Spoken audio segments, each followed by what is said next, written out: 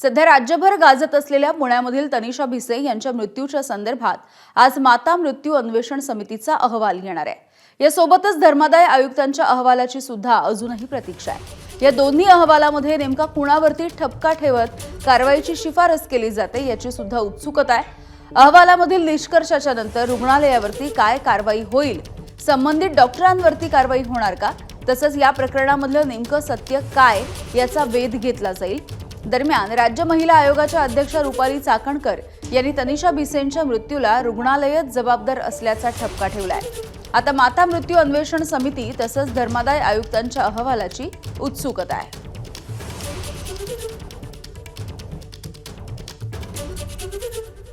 शिवानी पांढरे आमच्या प्रतिनिधी या संदर्भात आपल्याला अधिकची माहिती देतील। शिवानी, खरं तर रुग्णालय प्रशासनाने त्यांची बाजू मांडली आहे, मात्र आज हे दोन महत्त्वाचे अहवाल येणार आहेत आणि या अहवालाच्या नंतर ठरवलं जाईल की नेमकी काय कारवाई करायची।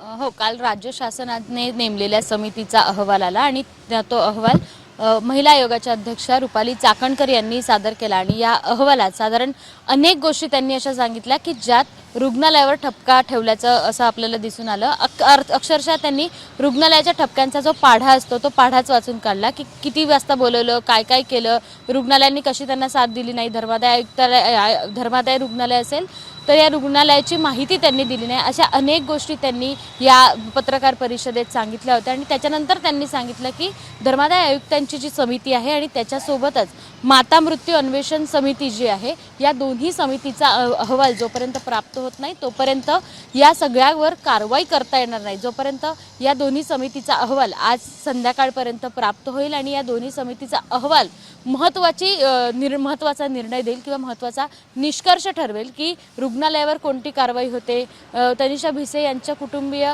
काय जे दावे करतायत ते खरे आहेत का, आणि त्यासोबतच जे डॉक्टर घैसास आहे, सुश्रुत घैसराज, ज्यांनी काल राजीनामा देखील दिला आहे, या सगळ्याला वैतागून त्यांनी राजीनामा दिला असं त्यांनी सांगितलं होतं। त्यांना धमक्या येत होत्या वगैरे असं त्यांनी सांगितलं आणि त्यानंतर त्यांनी राजीनामा दिला। या तिघांमध्ये नेमका कोणावर ठपका ठेवला जातो आणि नेमकं कोणाचं खरं कोणाचं खोटं हे सगळं सांगितलं जातं। हे जरी असलं तरीही काल जी काही पत्रकार परिषद झाली त्यात रुपाली चाकणकरांनी काही महत्त्वाचे मुद्दे मांडले होते। ते म्हणजे साधारण शुश्रूषा गृह नोंदणी जे काही नियम आहे तो नियम दवाखान्याने पाळला नाही, रुग्णालयानं पाळला नाही। त्याच्यासोबत धर्मादाय योजनेची जी काही तरतूद असते त्याचा भंग केल्याचा ठपका यांनी ठेवला आहे आणि सहाय्यक धर्मादाय आयुक्तांनी या सगळ्या संदर्भातली कारवाई करावी अशी शिफारस देखील करण्यात आली आहे। मात्र या सगळ्यात जर आपण बघितलं तर रुग्णालयाचं या सगळ्या केसमध्ये कुठे कुठे चुका झाल्या हे देखील पाहणं आता महत्त्वाचं असणार आहे।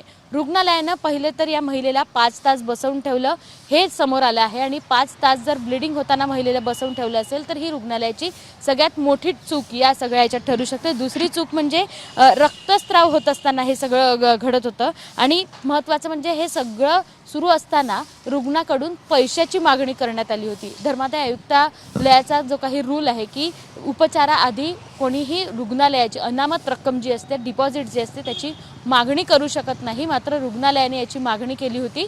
आणि यासोबतच जे हाय रिस्क प्रेग्नन्सी जर असेल किंवा हाय रिस्क पेशंट असेल तर त्यांना दुसऱ्या हॉस्पिटलमध्ये जाऊ दिलं जात नाही। डॉक्टर त्यांना सल्ला देतं की आत्तापर्यंत रुग्णाची जी काही उपचार असेल तो इथे होऊ द्या, रुग्णाला स्टेबल होऊ द्या आणि त्यानंतरच रुग्णाला दुसऱ्या हॉस्पिटलमध्ये पाठवलं जातं। मात्र इथे डॉक्टरांनी तसा कुठलाही सल्ला दिल्याचं आत्तापर्यंत समोर आलेलं नाही आहे। आपल्या सगळ्यांची आत्तापर्यंत जी काही माहिती आली त्यानुसार 5 तास बसवून ठेवलं आणि त्यानंतर त्या ससूनमध्ये गेल्या।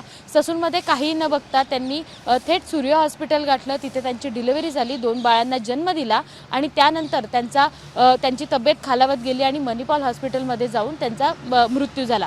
एवढं सगळं असताना रुग्णालयाची चूक कोणत्या कोणत्या आहे, त्याच्यानंतर माता मृत्यू अन्वेषण समिती नेमकं काय सांगते आणि धर्मादाय आयुक्त याच्यातनं निष्कर्ष काढून कोणती कारवाई करते हे आज दिवसभरात पाहणं महत्त्वाचं असणार आहे। यात आपण जर बघितलं तर धर्मादाय आयुक्त त्यामुळे उत्सुकता आहे आणि प्रतीक्षा आहे या दोन्ही अहवालांची। नेमकं अहवालामध्ये काय असेल आणि कारवाईचा बडगा नेमका काय असेल। धन्यवाद माहितीसाठी। एबीपी माझा, उघडा डोळे बघा नीट।